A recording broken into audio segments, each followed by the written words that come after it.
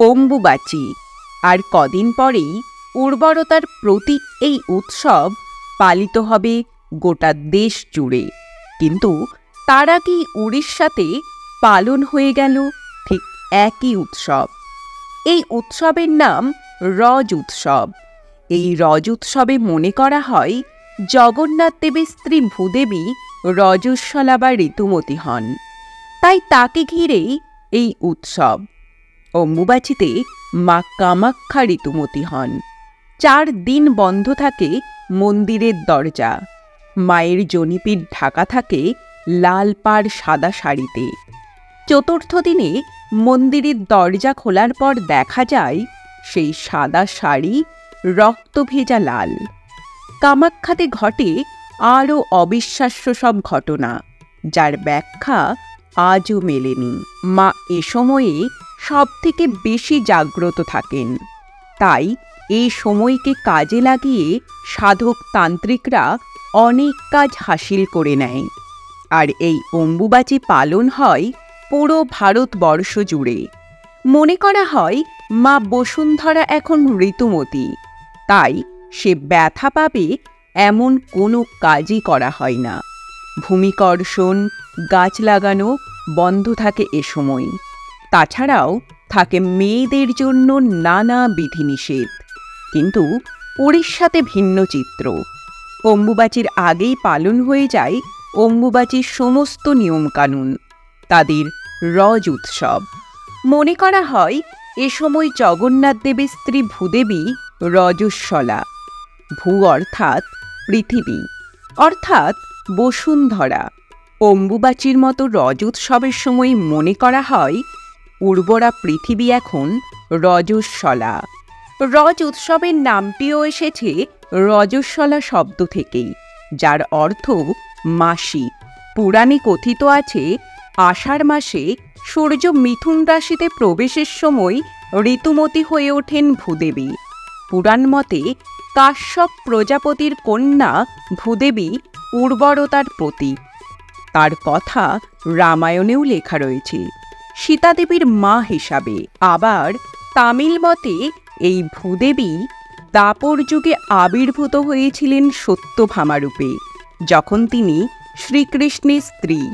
তাই উড়িষ্যায় জগন্নাথের স্ত্রী হিসাবেই পূজিত হন ভূদেবী। 4 দিন মাটিতে হাল চালানো হয় না, গাছ লাগানো হয় না, ফুল তোলা হয় না। ভূদেবী ব্যথা পাচ্ছেন ভেবে তাকে দেওয়া হয় পরিপূর্ণ বিশ্রাম। চতুর্থ দিন হয় ব্যথা শেষের আরামে স্নান। ভূদেবীর একটি হাতে ডালিম, একটি জলের পাত্র এবং বাটি বহন করেন তিনি, যাতে ভেষজ এবং শাকসবজি থাকে। তিনি অপরূপা। তিনি আমাদের খাবারের উৎস, যা আমরা নিত্য গ্রহণ করি। প্রতি বছর এটি জুনের মাঝামাঝি সময়ে পড়ে। উৎসবের আগের দিনটিকে বলা হয় সাজবাজা বা প্রস্তুতিমূলক দিন, যে দিনটিতে উড়িষ্যার লোকেরা ঘরবাড়ি, রান্নাঘর সহ বাড়ির আশপাশ পরিষ্কার পরিচ্ছন্ন করে।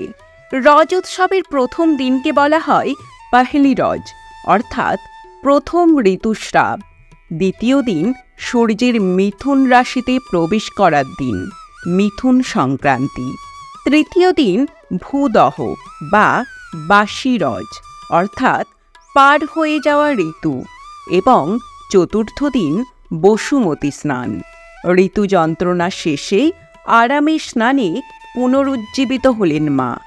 লোকমুখে প্রচলিত পৃথিবী এই সময় পুনরুজ্জীবনের মধ্য দিয়ে যায়।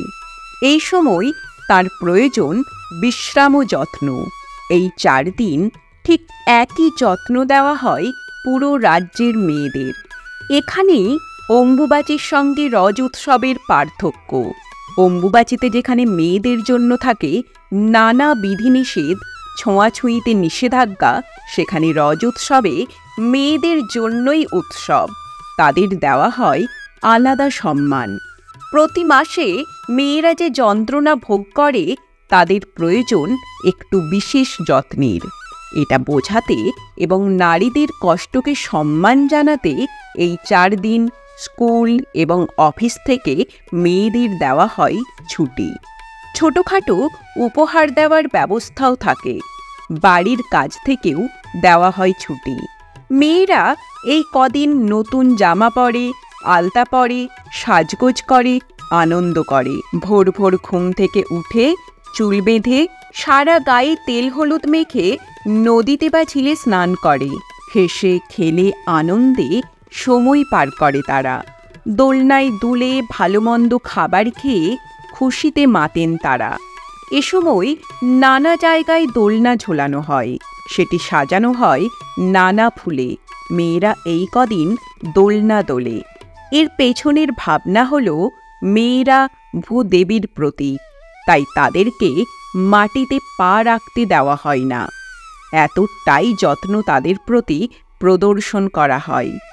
উড়িষ্যার রজ উৎসব সম্পর্কে আরও কিছু তথ্য জানা থাকলে কমেন্টে জানাতে ভুলবেন না।